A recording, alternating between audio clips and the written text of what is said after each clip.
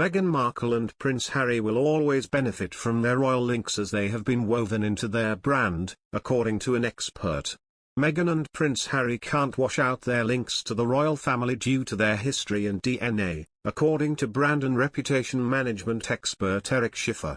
Asked whether the Duke and Duchess of Sussex can be successful in the future without exploiting their royal links, the commentator told Express.co.uk, Harry and Meghan can be successful without overtly exploiting the linkage to the royal family, because they have built a base now. Explaining why it is impossible to unlink this royal bond, Mr. Schiffer continued, Harry's mother was Princess Diana, that's never going to leave him, and so being able to decouple the royalty is impossible for Harry. So he will always on some level, large or small, benefit from the massive power that comes from the crown and Diana. It's impossible to disconnect the two today. Meghan and Prince Harry officially stood down as senior royals at the end of March 2020, 2 months after they announced their intention to create a progressive new role for themselves within the firm.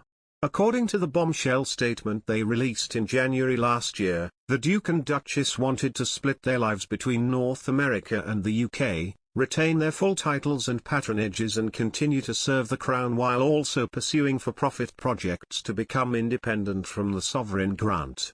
However, their plans were dashed following meetings among the royals, and Meghan and Harry eventually stepped down, renouncing to use their HRH styles, carry out royal engagement and retain their royal and military associations. Over the past months, Meghan and Harry continued to use their royal titles of Duke and Duchess on a number of occasions.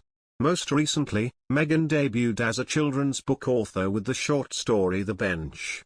On the cover of the book, her name included her Duchess title, sparking accusations among critics she was trying to exploit her royal link. Meghan and Harry were also accused of cashing in on the royal brand by looking back to their relations with members of the firm and the palace on a string of public appearances. In February, Prince Harry appeared on a special episode of The Late Late Show with James Corden, during which he spoke about adapting to life in California, opened up on Archie and mentioned his strong relationship with the Queen.